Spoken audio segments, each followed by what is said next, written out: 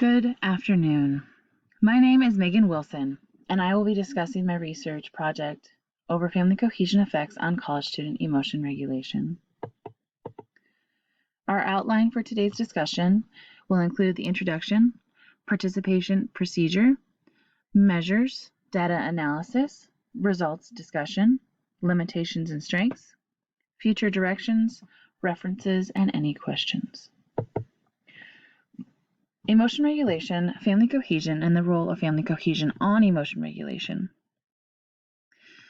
Every day there are new challenges and trials that people face, some seeming insurmountable.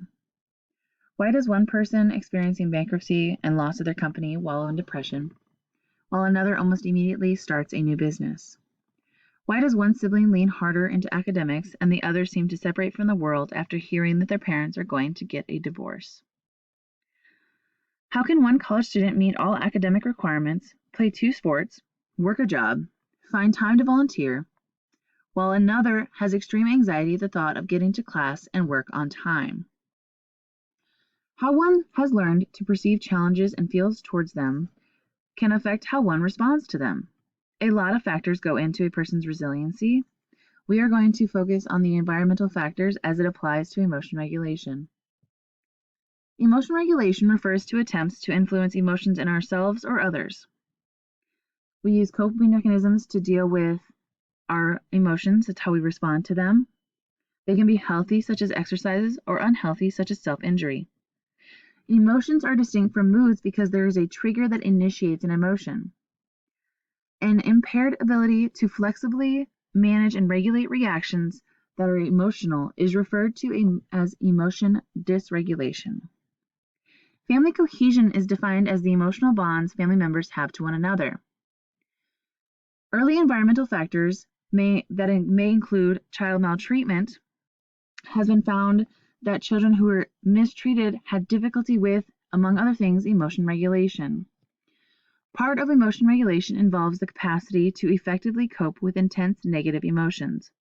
Unfortunately, impulse control problems and effective dysregulation are found in some adults that experienced mistreatment as children. A child's family cohesion can affect them later in life when it comes to their emotion regulation. College students' emotion regulation is important to academic and professional success.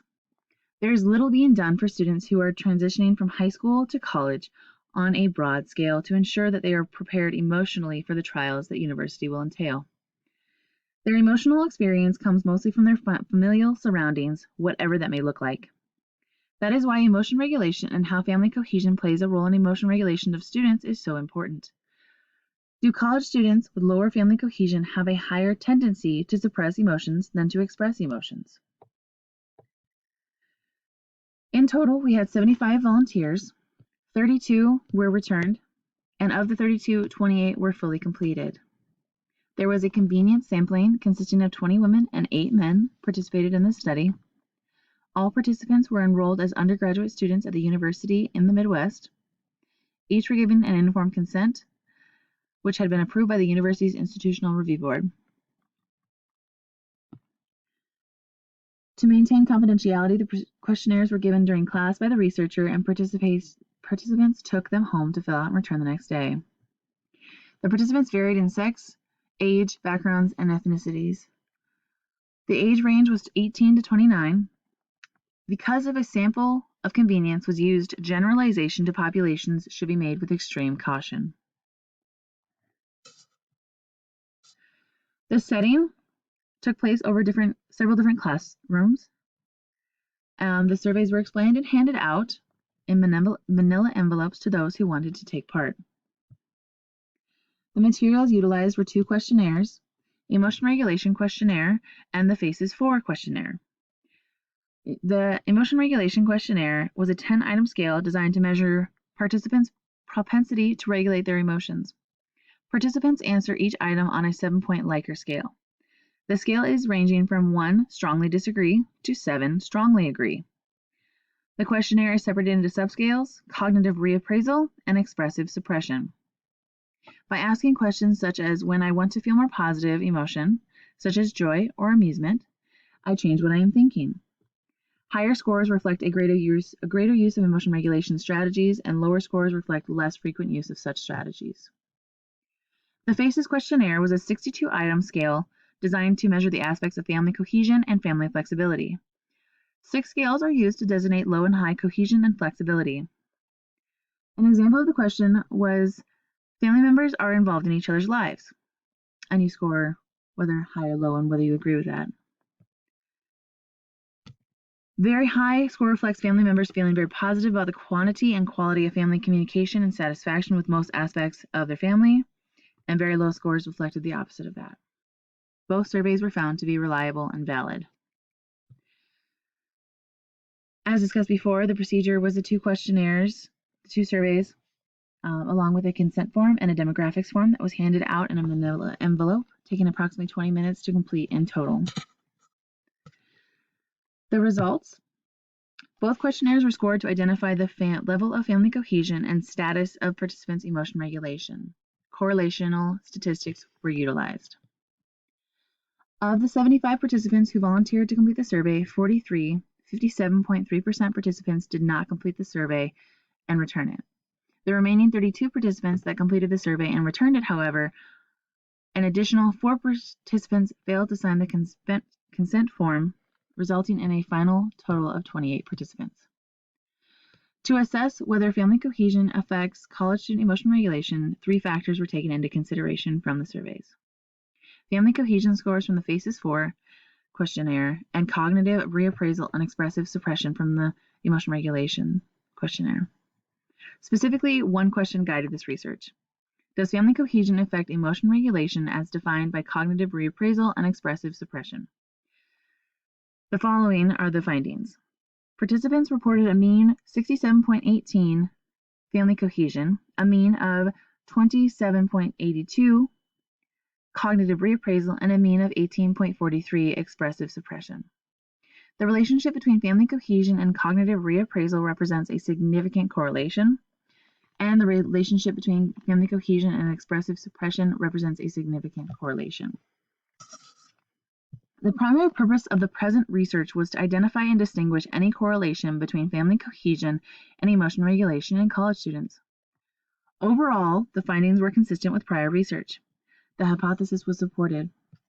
Participants' emotion regulation was significantly correlated to their family cohesion. Correlation does not equal causation, though. This significant finding does not rule out any third variable. Family cohesion a college student has during childhood affects them in adulthood, which is consistent with the findings of Neifel and colleagues in 2018. Emotion regulation of a college student is correlated to family cohesion, which is consistent with the findings of Meng and colleagues in 2020. It is interesting to speculate on possible reasons why family cohesion in childhood is correlated with emotion regulation in college students. One speculation is that the child's environment allowed for certain emotion regulation, while it did not allow for others, which is why the type that the college student reaches for automatically. Specifically, they might have expressed an emotion out loud to their family and was treated with disdain for doing so, which can result in expressive suppression. Another example might be that the child was seeing the worst possible scenarios and the family helped reframe the problem, which is an example of cognitive reappraisal. Some limitations and strengths. So, limitations first off were population sampling. Although this research contributes preliminary insight into the correlation of family cohesion and emotion regulation in college students, it is not without limitations. The most obvious is the use of self-report. It may or may not be an accurate account of their childhood family cohesion or how they emotion regulate as college students now. The participants could have answered the survey in the way they thought the researcher wanted them to, or the exact opposite of how they think it was. The fact that it was a volunteer basis might say something about those who chose to self-report, and those who did not might have had a different result. The participants were all from a university in the Midwest during the second semester. There were also 4 times as many women as there were men, as well as those who did the survey were 18 to 29, and there are other age of college students, as well as simply being during that age, you might not have a proper view on what your family cohesion was growing up, or emotion regulation healthily. There was a lack of surveys, so there's only 28 participants in total.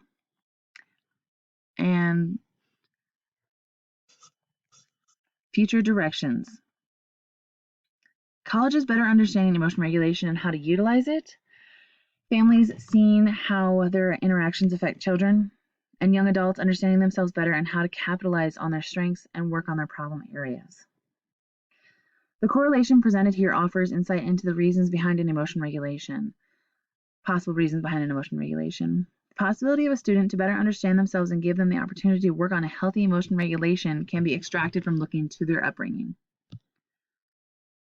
The results of this study suggest a number of possible future directions, as I have stated. A possible avenue, an interesting avenue for future research would be to do an intervention study, have the participants do surveys, collect results, and add interventions to improve their emotion regulation. And then at a later date, have the participants retake the surveys to see if anything has changed. Another one would be identifying early on struggles in family cohesion and work with the families to heal the cracks. That way, a healthy emotion regulation style would have a better chance in developing in the child. Here are my references. Are there any questions?